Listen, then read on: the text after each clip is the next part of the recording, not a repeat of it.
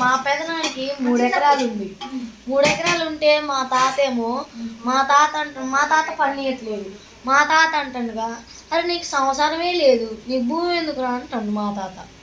పైన మేము కింద 4 పైన 4 కట్టుకున్నాం. పైన 2 రూములు కిరాయి ఇచ్చాము.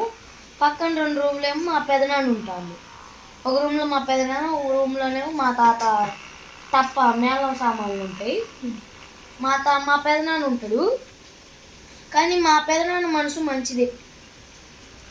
మంచిదే కానీ నాకు టిఫిన్ పెట్టిస్తాడు, ఏదంటే అది ఇస్తాడు, డబ్బులు ఇస్తాడు. కానీ మంచి మనసే. కాకపోతే ఆయన కొంచెం మెంటల్ కేసు. ఆయన గురించి చెప్తుంటే గోడలు ఎమ్మటి వచ్చి చెవులు పెట్టి ఆయన బిహేవియర్ ప్రవర్తన. ఈనాటి ముఖ్యాంశాలు ఇంతటితో ముగిసినాయి. నమస్కారం.